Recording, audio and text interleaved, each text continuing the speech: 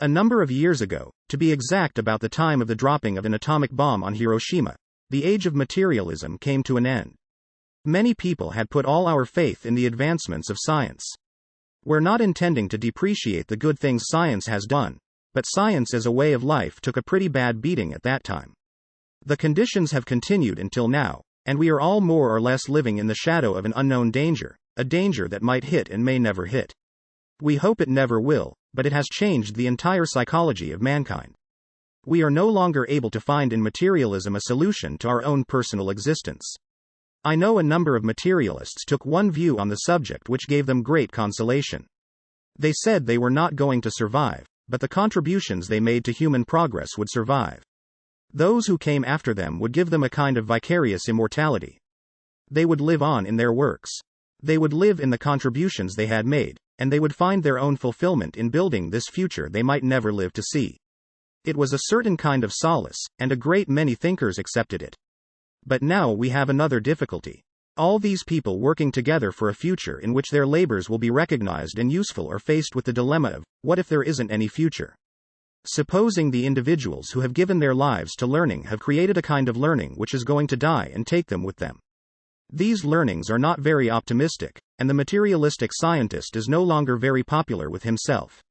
He's not too popular with his family, and has lost a lot of his station in world thinking. In other words, materialism as a solution to the purpose of human life has been undermined, and has become something that is unendurable to thoughtful and kindly persons. During this period also we had the theological answer. The theological answer has done something to suggest a survival, but what kind of a survival? What does theology really offer? From a long time ago religions used fear as a means of conversion. They warned human beings while they were alive that if they did not follow certain religious tenets, they would come into serious troubles after death, and out of all this came a concept of heaven and hell. Heaven for those who believed, hell for the unbeliever. A particularly good heaven for those who belong to certain groups and rather doubtful heaven for the rest. The general optimism of the ancient religions, which were more or less happy beliefs, was seriously damaged until very largely virtue was created or perpetuated, mostly by fear, by anxiety, worry, and millions of persons went out of this life in a very unhappy state of morality. Gradually, the advancements of modern living have undermined the concept of heaven and hell as it was advanced in theological teachings.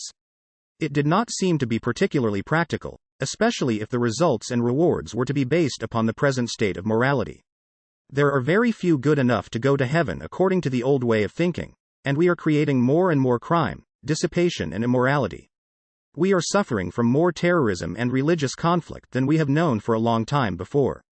So this concept is also not entirely a happy one. Many young people today growing up do not want to be good because they fear hell, and they are perfectly aware of the fact they're not likely to be good enough to go to heaven. All this is very difficult, for the death rate continues, the birth rate continues. They come and go as they always have, but their ultimate state or condition is still difficult to define.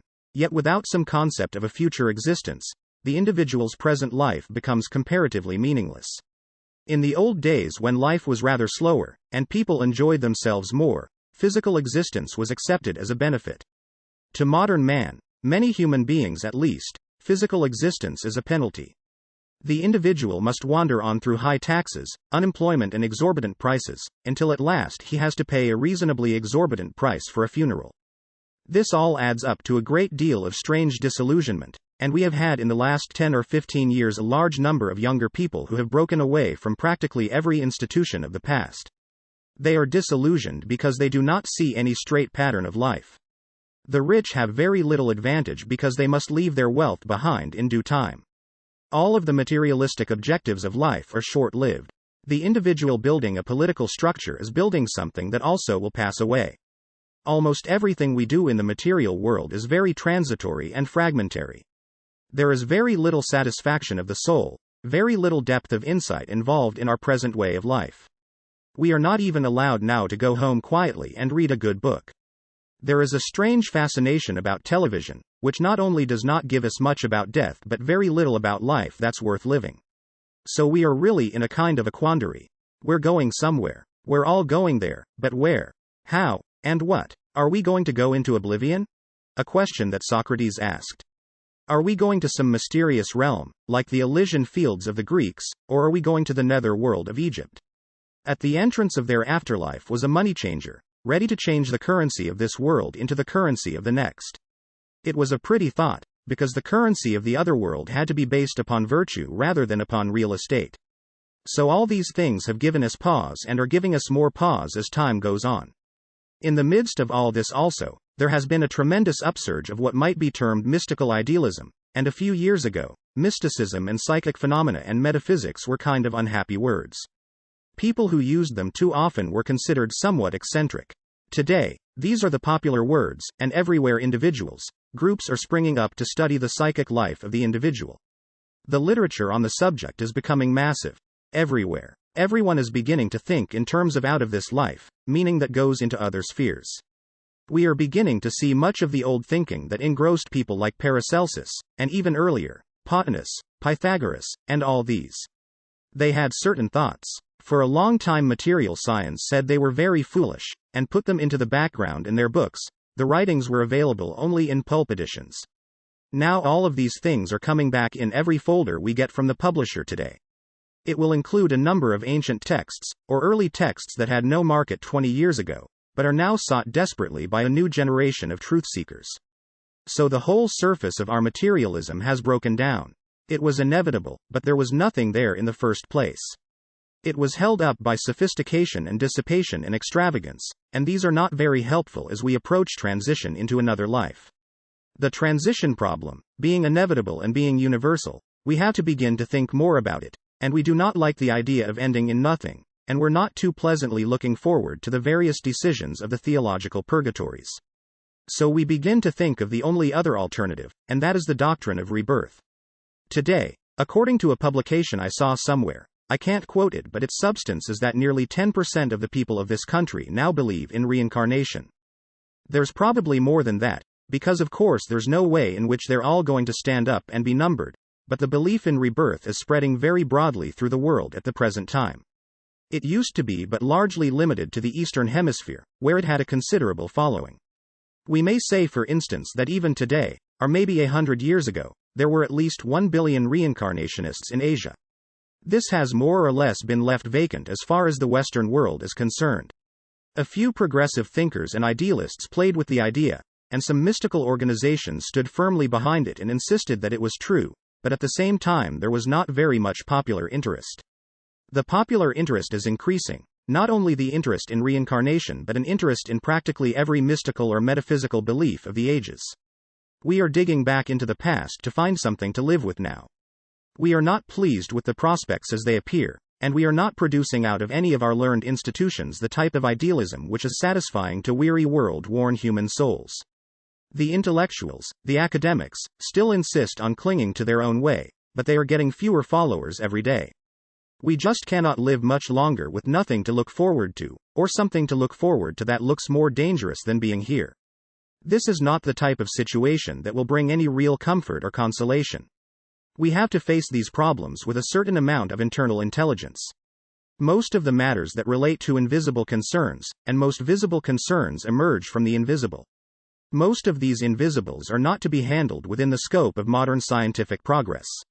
We cannot physically produce the evidence that might be required. We can't build a computer as yet that will do the job successfully. We cannot demonstrate scientifically a mystical universe, but we can internally experience the need for it. And we also have the consolation of realizing that while we cannot prove it physically, academically, the academic people can't prove their materialism any better. In both cases, it's an assumption, and the difference is that the materialist feels he has the advantage because certain material objects he can see and touch, but as these retire into his inner life they become invisible, just as in every other case. So today we are living in a world in which the belief in physical things is weakening, and the belief that there is something behind physical life, more important, is gaining strength. We also are falling into a whole group of social problems that are becoming an unbearable nuisance. These problems are involved in home life, in the rearing of children, in employment, health, all the different phases of life, and it becomes increasingly obvious that without some kind in a moral structure we are not going to be able to handle crime. We are not going to be able to bring up children as useful citizens, or preserve the idealistic values of art, music and literature. We are not able to do any of these things unless there is some internal strength within ourselves. Not long ago, several great paintings came up for auction. Some of them were great classical works that have stood the test of ages. Some of them I would regard, as rather poor. The rather poor ones brought the larger price at this particular auction, and pieces of so-called art, alleged art with no significance of any kind, bring millions of dollars for people who have millions of dollars and very little taste. This situation goes on, and we see it coming back at us in every direction. In fact, it is becoming evident that the world is passing into a cycle of bad taste. It is becoming into a cycle of disillusionments, of debasements of value, and of the gradual determination to avoid all moral responsibility. The individual must now live in his own joy, and he's very unhappy over it. The joy isn't doing anything. Many people feel, that the individual has a right to live the way he thinks he should. Well, this would be better if he did little thinking, but that isn't part of it. The main answer to this pattern is that the individual wishes to remove all restraints upon personal conduct. He wants to do as he pleases, live as he pleases, think as he pleases, but he doesn't die as he pleases. He gets that as a bonus. At the end, the narcotic habit gets him, or one of the other things go bad, and we have this individual drifting out of existence with very little to recommend either his conduct or his concepts of life. All this is hitting people who are basically pretty bad thinkers, and they're not very happy about it, and in this interval, we find the solution that has been advanced by the ages as a true answer to a problem that has to be faced in some way, that reincarnation is probably the best answer that man has ever devised. We can say that man has devised it. Of course, it is not only sanctified by veneration, but it appears in the scriptural writings and teachings of most nations. It is a very definite part of human knowledge, human conviction, human belief, and human hope. Therefore, today, we are turning in this direction, realizing that we actually are creatures in midstream. We are not good enough for a heaven worth being in. We are not bad enough to be retailed into some mysterious inferno. We are here to grow. We are here to improve. We are here to build better lives for ourselves and each other. There is a purpose of some kind, although a large number of people have never discovered that. They're not sure, but they are sure that they're here, and they are sure that they're living in a very wonderful world, in spite of the efforts of the human being to deteriorate it and destroy it. We are here in the presence of a great universal plan that extends beyond the horizons into the abstractions of space. We are here with all kinds of hopes and fears and ideals and convictions, and it is very necessary for us to make the most of these convictions. We are here to do something to grow the world we want to live in. Now we are testing out all kinds of solutions. Some are hoping, that by superior armament we're going to make it. The trouble is, this is competitive, and nearly any form of armament that we can conceive can be also used against us. The solution of war to any human problem is merely a negative evasion of responsibility. There is no hope of solution in such an attitude. Therefore, we begin to space out the economic system. We're going to have to take greater care of the underprivileged. We're going to have to do more things to distribute and diversify the assets of the world. We look a little carefully at this particular point of view and we discover a world of shrinking resources. We are cutting down the timber, draining off the earth, and destroying most of the inhabitants of the world in which we live, both human and otherwise. We are struggling against resources which we have wasted, and are continuing to waste because of lack of any moral or ethical conviction. Even many religions make no point of this. They make no point of wasting natural resources. Some realize it, but all private citizens experience it. We experience the need for an economy. We experience the need for getting together, living together, and having a purposeful existence. We come to another final conclusion, namely that type of an existence might be the key to our after-death state. Reincarnation is based upon the fact that we are growing creatures in an evolving structure. We are living out day by day the plan of nature, and we are also facing, as Socrates also pointed out, the payment of sin every day. Now, sin does not mean evil. The word itself means shortcoming, and therefore a sin of omission is the type which we mostly suffer from. We do not do that which is best or necessary, and by second best and third best selections we fall into trouble, error, and discomfort. Actually, according to the Oriental philosophers, who seem to be pretty good on this thought, we are here to grow, to fulfill, to perfect not only ourselves but our world, and produce a safe environment for each other that can endure as long as the mysteries of growth remain incomplete. We should be able to look forward to thousands of years of peace, thousands of years of growing integrities in which we daily outgrow some small part of our smallness, and emerge into some small part of our largeness that lies beyond. We are here for a purpose. We are here to get over our own mistakes. We are here to find that sin does not pay, also that crime is expensive. We are here to do things right, and it is obvious that we're not quite ready to make this jump into security which the world needs. But it's coming, and even today we notice in society a marked determination to put values into better relationships. We are beginning to recognize the importance of building friendship, comradeship, cooperation and common affection for each other. We are moving gradually from a very competitive way of life, which is gradually destroying not only ourselves but the planet on which we live, and a cooperative way of life in which man and nature, in cooperation, can conserve resources, fulfill the needs of existence, and build a credit system for good deeds well done. This is all part of the problem that we face, and, in order to have time enough to do some of these things, we have to struggle with the one life concept of existence.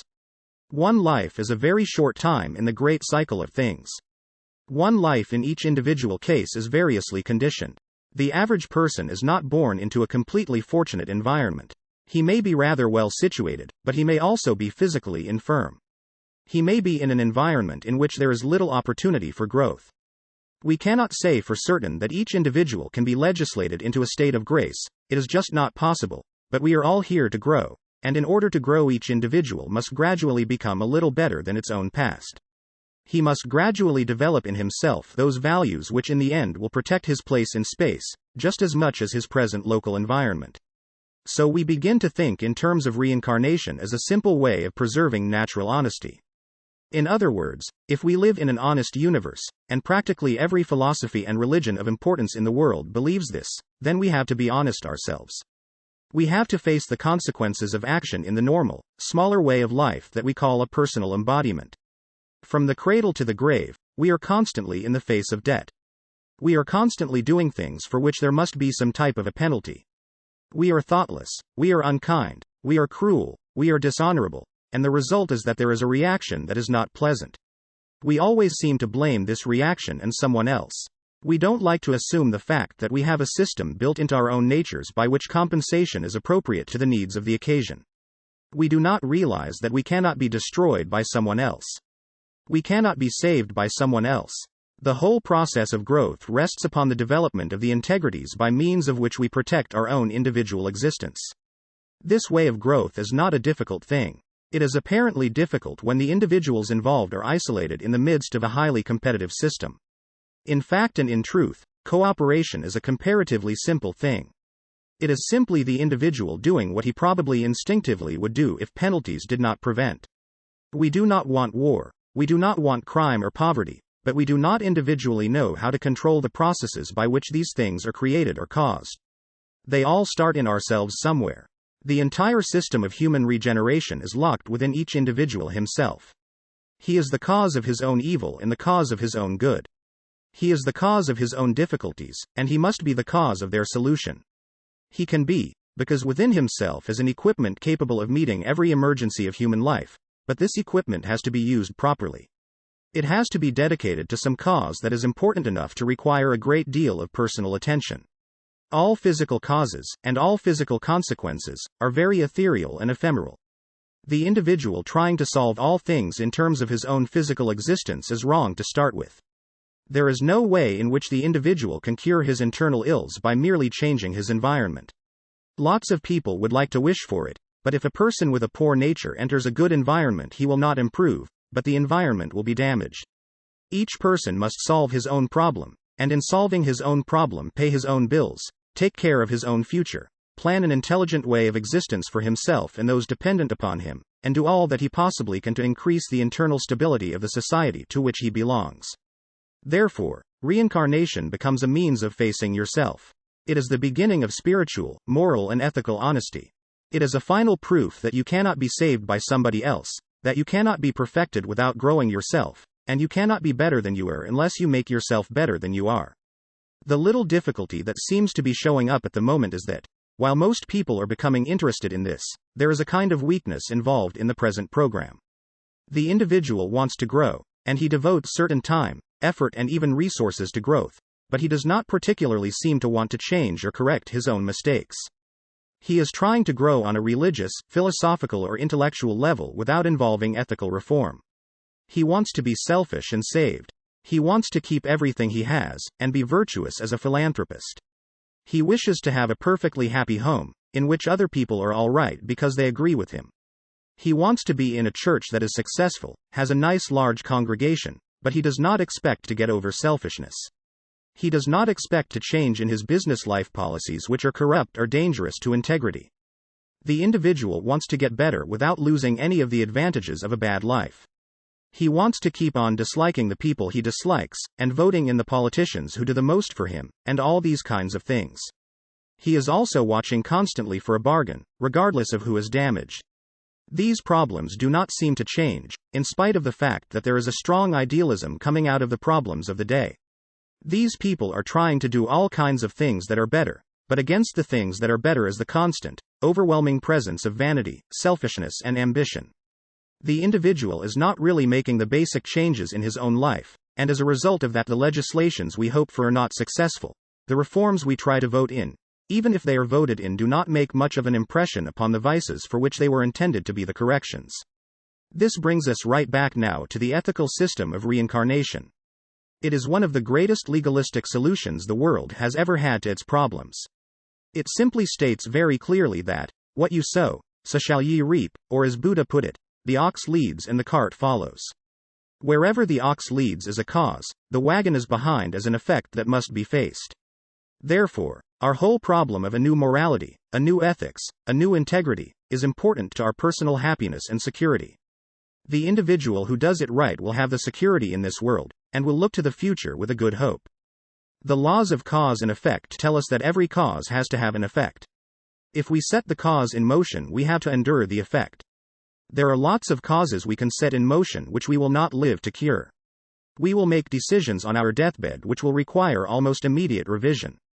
We can do all kinds of things to get ourselves in as fortunate a position as possible, but the individual has to realize that we have an account in the bank of the infinite, and most people are a bit overdrawn on this account.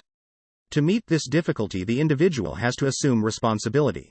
If we are selfish, there isn't a religion in philosophy, or ethics, or science in the world that can cure selfishness. We can only cure it ourselves. We may be forced to be unselfish by circumstances, but if so, the moment the circumstances change, the selfishness comes back. We have to correct these things, not because of laws, litigations, or mass movements of society, but in ourselves if we expect to grow. There are many groups of mystically minded people coming in to popularize this particular time in our history, and most of these people want to be helpful, useful, and constructive. Also, they wish to be part of a new way of life for us all, a way of life that must come, a new age that is on the threshold at the moment, because of the fact that that which has gone before will not endure, and we know it.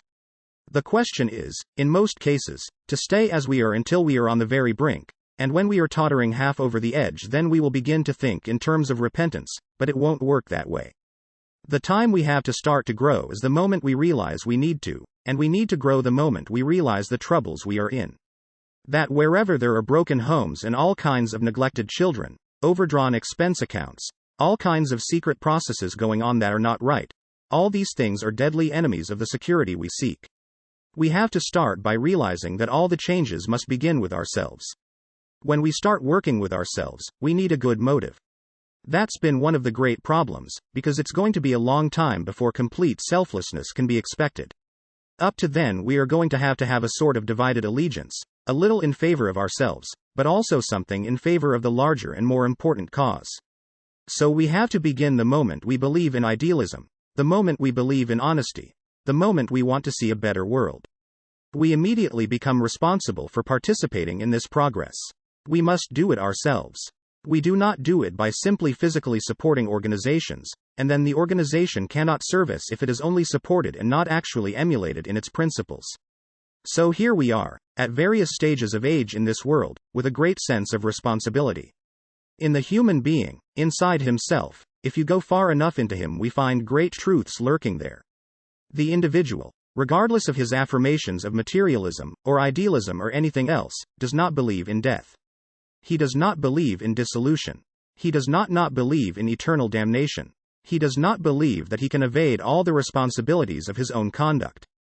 The truths of the matter are inside of us, and we know it, but these truths interfere with certain selfish projects of the moment. These gain acceptance, and the truths remain quiet or quiescent. We don't do much about them, but we're coming now to the point where everyone is asking, how are we going to handle this situation? Nature in the universe has given us the way to handle it, and in fact it is handling it for us, whether we like it or not. The universe is determined we're gonna make the grade. We are going to succeed, even though we object to the bitter end. We're going to be happy sometime, if we have to feel miserable to do it. Actually, the laws of nature are long range, and the law of cause and effect is an infinite law. It is everywhere, in space and in the human heart. The law of cause and effect is inevitable. The law of karma. Consequence is the law of cause and effect applied to the life of individuals. Karma means as ye sow, so shall ye reap, and that which we do shall come back to us, and there is no possible way of avoiding the results of our own actions. They can escape them for a moment, but those things which have been done in secret are known to the one person that is important, our own inner self. There is no escaping it. Karma must operate. There must be retribution and reward. We usually think of karma as a very painful procedure, but this is not true. The law of cause and effect does not mean that we were just simply born to suffer. The law of cause and effect tells us that if we sow the seeds of happiness, we will be happy. As it was in the Arabian Nights fable, happiness must be earned. That which deserves happiness will be happy, and the individual who develops the integrities within himself will benefit by his own integrities. He will also become a better citizen of the community. And if enough people agree on the level of the integrity of conduct, social problems will also fade away, because they're all based upon compromises, indifferences, and a kind of spiritual ignorance which does not recognize the truth of human purpose. So we have the law cause and effect, we have the law karma, which operates that way, and we have the law of rebirth. We call it a law because to most people it is a law. It was so known to the Greeks, and the Egyptians, and the Persians, and the Hindus, and the Chinese. It is a part of existence that the thing which exists does not cease to exist. There may be change, and there will be change, but every creature that exists, every form of life has somewhere within itself a seed of immortality. It will pass through infinite changes, appear and disappear, come forth and fade, but it will never die. Therefore all living things are part of a living universe, and the living universe cannot tolerate death of any part of itself any more than the human being. The body of man can endure a local death without the whole body becoming involved. The law of rebirth is something that tells us that we are constantly changing, but always growing. Some people have a feeling of abuse. They feel that they are being shortchanged all the way along. Some people realize that they come into this life much better privileged than others, and in all things we wonder why the inequalities of life. If we want to see the inequalities of our environment, look into ourselves. The inequalities of a family. A family is made up of individuals, each of whom has a temperament or disposition of its own. Some members of the family will work beautifully together to protect the family. Others will walk away and leave the responsibility, and go off in an isolated way of their own. If the family breaks up, the sorrow is distributed through all. In reincarnation we have the same kind of a situation. We have a level of conduct which if we can live it will prevent the development of further karmic responsibilities. If we sow good seed, we will give a good harvest. If we keep on sowing selfishness, we will be selfish and the victims of selfishness. It all consists in putting our own lives into a straight, constructive pattern to pay. We like to avoid paying bills if there is any possible way of doing it, and people are known to have moved away from a place, take a new name and start a new business just to get away from a bill. In nature there's no way of getting away, that is one of the peculiar factors of deception. There is no way of escaping the consequences of conduct. Consequently, we must expect as we start out in life to start with the realization that we are bringing some debts with us. We are bringing with us unfinished business. We are bringing with us the consequences of wrong action, wrong thought, wrong emotion. We are bringing in the imperfect parts of our nature, with the hope that this focusing upon them will cause us to improve our ways. Every problem that is unsolved means that we have yet to learn something. If we have an unfortunate family situation, we have to learn something from it. We have to look inside of ourselves and find out what we must know from that particular experience. We also have the further advantage of being able to see it at the present time, working it out whilst we are in this world. This is a kind of laboratory experiment, in which we can see almost immediately when we have made a mistake, but even after we have made a mistake we may not want to correct it. We may want to say, we have brushed it under the corner of the rug, We don't want to take any responsibility for it, we're going to walk out on it. Well, we can walk out on the mistake, but it's in karma and we'll never walk out of that. The mistake that we don't solve becomes part of unfinished business that we carry into the future. There is nothing that we carry into the future that is fatal. There is nothing that can't be solved, and most people, average individuals, who make mistakes do not make very big mistakes, because they do not have opportunities or the probabilities of impulses that are very big. Most of the mistakes are commonplace, more or less within the range of our present understanding, but we have to face them. If we have a broken home, we have to learn sometime what broke it. We have to get over our responsibility in the matter. If it so happens that it isn't our personal problem, perhaps we are not the one to blame, but if we are truly not the one to blame, then we don't carry the karma forward. The incident becomes the basis of a new strength immediately. An individual bigger than his problem, more gracious and forgiving than his adversary, has already built a good karmic solution to a difficult problem. But reincarnation is the problem of adjustment, solution, taking care of previous mistakes and establishing the foundations of future happiness. The good we do also lives after us. The good we do also lives after the inner life of ourselves. If we have made a contribution to human society, and we are lovingly remembered by the world, it is very likely that when we face this problem karmically, we will discover that we have earned a very good asset in our re-embodiment cycle. When something awfully nice happens to us, or we are very successful in the presence of a great emergency, it is because we have earned it. It is because it is our proper and just due, but unfortunately the average person who has such a fortunate happening doesn't recognize his own earning of it. He probably accepts the fact he was entitled to it. We all do that. No one was ever able to completely alienate the thought that we get what we deserve, but when we get what we deserve and it is good, it is our benefit. If we get what we deserve and it's bad, it's somebody else's fault. We just have this way of looking at things, but if we look around, we'll see that in our daily lives there are good things and things that we haven't handled too well. In our karma, looking at it from a cycle of rebirth, there are all kinds of incidents, principles involved. The incident itself is not the main thing. It is the motive behind it. It is the thing that inspired or impelled it, and the way it was accomplished. If these were right, then we don't have any bad karma from it. Without the right integration ourselves, however, we continue to suffer from the mistakes that we have made. Fortunately for a great many people in the production of reincarnation, this law operating, we have been given a certain protection against a flooding in of karma. We are protected against being faced by more than we can bear or carry at any one time. We are only expected to meet those problems which we can handle at that time. Problems entirely beyond our handling are also beyond our comprehension at that time. They will come in due course, but they're not a problem at the moment. Because we have the power to handle these things and to do what we want to with them, we find certain interesting circumstances arise in connection with religion. Today there are a great many individuals who are involved in various forms of psychic experimentation. They are using whatever means they have or can to try to find the depths of their own subconscious, unconscious or mystical parts of their natures.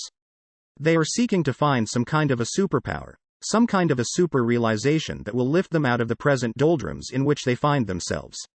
They are looking for a solution on a religious level, and to do this, they begin experimenting with psychic disciplines, yoga, Vedanta, all this type of thing, all mediumistic procedures, or other types of psychic experience, and these problems can be difficult. There's no question in the world that there is a wide band of genuine psychic phenomena, but there is also another type, which is something we all have to watch for and be very careful of, the development of a super faculty, something that we have never had before. The legitimate growth of it is a problem in karma. The individual who deserves an extension of consciousness will have it. An individual who tries to get it without deserving it has a problem on their hands, and this problem is showing up all through society at the present moment.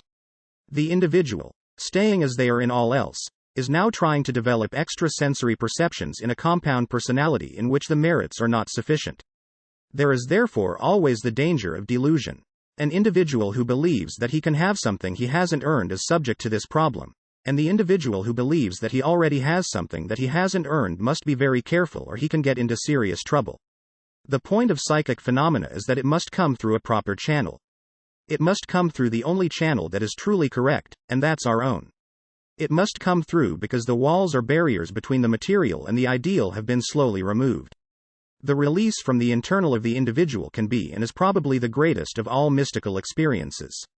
It is something that is not created by any outside factor whatsoever, but is created by the merit of the person, the dedication of the individual, and by a certain sacrifice of superficials to the protection of that which is real.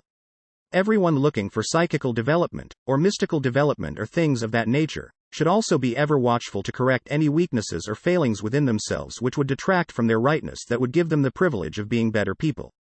Therefore always, if you develop some form of mystical contact or have come to some serious or deep belief in such mystical beings or things, also take a very careful look to make sure that you are really entitled to it, that you have earned a greater degree of consciousness than you have at the moment.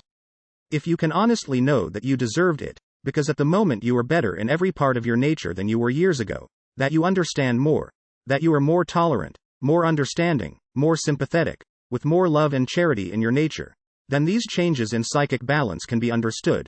But if the person just simply decides that they are going to become a psychic, and goes through various exercises which can produce psychic phenomena, then there is a danger of self-deceit. There is a danger that what is coming through is not what they are seeking but what they deserve, and this can be a very disillusioning experience.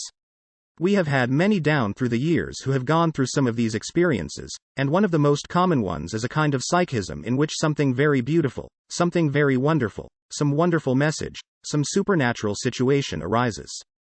The person who has it is completely entranced by it, feels that they have achieved everything and are just full of this wonderful experience. If this is not, however, properly earned, the individual will gradually notice something. He will notice that the beautiful experience is turning against him. He will learn that where he had great hopes, fears creep in. Where he was so certain, uncertainty is taking over. Where he has seen only the beautiful, that which is not beautiful becomes acknowledged and recognized. The experience has failed because the individual's personal life did not deserve it, was not able to maintain it, and therefore was in trouble afterwards. So always, when you want to know more, earn it. It may happen that due to karma you are not going to find that all the doors open easily. Some of this problem must go on into other embodiments. The bringing forward of karma must be properly met, and may often result in an unfortunate or unpleasant series of conditions. The individual can look back on a life which has been unusually severe in unfortunate occurrences, and when looking back in this way he is very apt to pity himself. He is very apt to be sorry that his own life has been damaged in this way, but the moment a person can look back over the doings of a lifetime, almost most of the lifetime, and find that things have been always a little difficult or always a little unrewarding, then the question should arise in the mind immediately: why? And if we ask that question honestly, it is not just answered by the fact that other people have been unfair. It is actually answered by the fact that we have been unable to face circumstances correctly, and our great difficulties have been that we are suffering from our lack of ability to handle a comparatively normal situation if we knew how to handle it. We also know that there are situations that are natural and inevitable that are not pleasant. We have to face them. We also have to face them with a strength within ourselves which is great enough to lift us above the problem and help to find a solution. In the law of karma, no individual has to pay the same bill twice. If he pays it in the first place, he is through. If he doesn't pay it in the first place and pushes it off, it comes back unto even the sixth or seventh life into the future. We never get over it until we solve it. Now this is nature's way of a kindly, loving divine principle to make sure all the children receive the proper discipline. A family without discipline is in trouble. A world without discipline is in danger, and the undisciplined condition of our present society is a very strong warning that something must be done. More and more people are accepting this warning. They realize that the time has come to correct a whole series of faults and build a new way of life, that we have to build on this planet a way of life that is acceptable to natural law, that is considered proper for us. We are an ambitious creation, frustrated by living on a molehill. Instead of having the largest star in space as our home so our ambitions could grow, we have a lot of ambition in a very limited atmosphere. The Earth is not very big. The population is increasing all the time. Some have said that the population increase is being somewhat hastened by the fact that many people are going out with more karma and have to come back sooner. This is a matter of interpretation, but guilty spirits have those kinds of ideas as they go along. The whole situation is one in which moderation, a sort of kindliness, is to shift the way of life. What are the objectives where a person can be happy? How can we live in a world in which it is so congested, are so overwhelmed with problems and responsibilities that there seems to be no answer and no cure? Actually, this world has many untouched joys that wait for us to be able to understand them. This world is a very beautiful place. It has almost everything imaginable, So many wonders beyond science that science can even analyze them. We have everything necessary, except that we have to get over the willfulness of the fallen angel. We have to get over the determination to excel someone, to compete, to create our own private molehill somewhere on the larger molehill. We have to assume that there is some kind of a great joy in defeating someone else, that there is a tremendous vitality in the thought of revenge, that all kinds of things that we don't like have to be taken away or we will go and fight about them. Nations are fighting, and after all the thousands of years of war, it wouldn't seem that nations could continue to follow the same old era. We thought we were largely through with religious persecution. Now we have it right on our doorstep again. We thought we were a little bit too wise anymore to go out and fight with the Medes and the Persians, but they're here and we have not solved the basic problems of human relationships.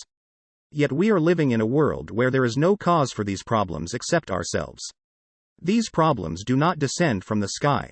They are here because we are a peculiar kind of people who seem to be trouble-prone. We are trying to do everything the wrong way. This problem is always a difficult one, but the problem is also that this world would be something we could pass on to our children and their children as a glorious gift, something in which all dreams and hopes and aspirations within reason could be fulfilled, and where those that are too high to be fulfilled here can be reached by the stars and the ladders that lead to the sky. We are here and we are capable of all good. Why are we not all happy then? Because each individual has depended like a family on the spoilage of parents. They think the parent is too kindly to do anything to punish them, or they are wayward enough to tell the parent to do what it pleases, and a lot of people told God to do what he pleases, and that's just the problem. He does, and he does what is necessary, not what we want. All in all, this problem is that karma can build a beautiful life, and reincarnation can put us here to enjoy it. We can do all kinds of very grand and gorgeous things with life. We can develop all kinds of releases of inward potentials. We can become more and more complete persons, and in that matter gradually deify our own lives. Somewhere in the end of things the human being will be as a god, knowing good and evil. Somewhere along the way, we are going to outgrow our humanity and come closer and closer to that divinity which now shapes our ends. We can do almost anything we want to do, if we want to do it badly enough to overcome the impulse not to do it. We can do these things very easily and win all these great labors that we have to face, but we can't continue to be selfish. We cannot build a world based entirely on the dollar mark and then go victoriously into a universe in which the dollar is absolutely worthless. Everything that we are working with and emphasizing is here, when in reality we are merely on a grand tour. In the old days, after an education, young people of affluence were given a grand tour, a year in Europe or something as a finishing school, or something to give them culture. Well, we are here on a grand tour of planet Earth. We're here to learn something, to understand. We learn to see the divine plan in things. We understand the wonders of nature, the wonders of beauty. We learn to appreciate music. All these kinds of things are available to us, and we just settle back and remain miserable because we don't really try. Religion has tried to do it, but religion wasn't as strong as human selfishness. Science has tried to do it and hasn't been able to get beyond its own selfishness. Modern philosophy is, for the most part, a dead loss. It has done very little to solve any of the problems of the day. Therefore, the person comes back to himself. Beginning at any given moment, the individuals can start the disciplines which were concealed and covered in the ancient legendary by the rites of initiation and rituals of entry into the various secret orders. All of the schools, for example, that were important in Athens were ruled over by scholars. A single scholar usually had a dozen or 20 disciples, and that constituted a school. The same was true in India, where the Arhats had their disciples and they sat on the side of a hill and studied the problems of the universe. In Greece, these schools were ruled over by pedants or sages. Some even believed that they were ruled over by sophists or professional educators. In any event, they were ruled, and they taught, and they had considerable knowledge on things worthwhile. But every one of these schools demanded something, and when you went to school in Athens, you had to prove that you were entitled to go to school. You had to make certain dedications. The teacher would say to you, "You want education. A light. Education has a price. Education is not free, even though I don't charge you anything for it, because education makes you responsible for your contribution to the common good. If you are learned, you are responsible for the degree of your learning. If you go to the first step, you're responsible there. If you go through to the highest form of postgraduate course, then you are responsible for a large part of society. Wherever you learn, you become harmless. Where you do not learn, you become harmful. Whenever you do the thing that has to be done, you grow. Where you use knowledge to exploit someone else, you start that bad karma that's going to bring you back to suffering in the next incarnation. This was told to these young people. There is no free learning, because the more we know, the more our duties are, for it is the duty of every living thing to do that which it knows to be right. Even animals have certain traces of these problems. In any event, now in our modern education do we begin by teaching young people their moral duty to the world in which they live? Probably not too seriously, because if the teacher really did it, they'd probably lose their job. We are now taught how to get as rich as possible with no social responsibility, no demand upon us to be better people, just to graduate cum laude is all that is necessary. That is not the way of wisdom. The way of wisdom is that everything we do that is improving us is part of a privilege that we have, and this privilege depends for its continuance upon our adding our gifts and our strength to the common good. So the more we do it that way, the better we come back in the next embodiment. The more we have earned, the more we will be able to do that as right. If, however, we do not do any of these things, and we just simply take life for what it's worth, get a job, retire, finally on Social Security, and pass on, we have not done much with the potential that nature has given us. We have limited our life to this world, and of course that means that we are going to come back, because we have never outgrown our own mortality. We have never outgrown the weaknesses by which we are forced to face the future. Reincarnation is a blessed thing, therefore, really a wonderful thing, because it assures our ultimate victory. It assures the fact that we are going to come on back until we learn to do it right, and when we do it right and come back, we will have achieved the highest good of which a human being is capable, and that highest good means the greatest usefulness to others. The height of all growth and usefulness, finally, is that the individual can consciously cooperate with the divine plan to which we belong. This is the way it should be, and the way it has to be in order to be successful. Therefore, let's not think of growth merely as a kind of competition in which we try to be a little wiser, a little better informed than someone else. Growth is not this at all. Growth is a very simple process in which the individual learns more and more about doing it as it should be done, and the individual with poverty learns to improve his state. The person of wealth learns to share that which is necessary to the common good. The enlightened person who doesn't share is making bad karma, and he will have to come back, maybe in poverty, because he hasn't used his wealth for any constructive purpose. The individual who takes his wealth and goes to some place and wastes it on a gaming table has lost and wasted something that could have become a great asset. It could have become the basis of nobility. It could have been the basis of a great desire to serve. It could have been used to help the world, but being used only to waste, back the individual comes and must learn what it means not to have that kind of resource.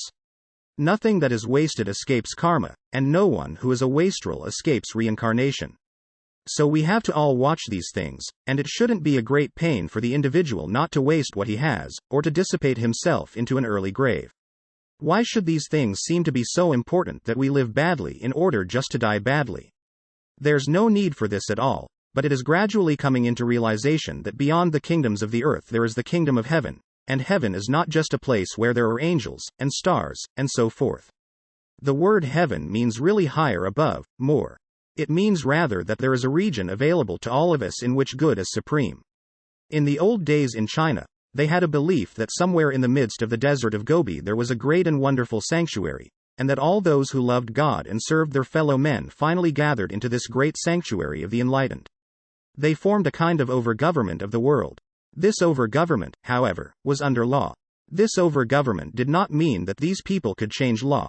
No matter how many sages all gathered in will together, not one truth could be destroyed or one error be supported.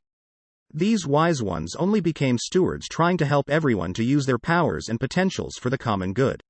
We have to be finally in a socialized world, a world of cooperation, a world in which the incentives for life are no longer cheap incentives, where we are no longer satisfied to be the richest body in the graveyard, where we are no longer inclined to look with great exaltation on the first billion or something of this nature.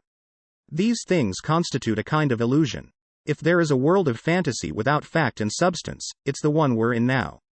The real world is a world of value, a world of integrity, and by degrees each of us is graduating from this particular environment into something better.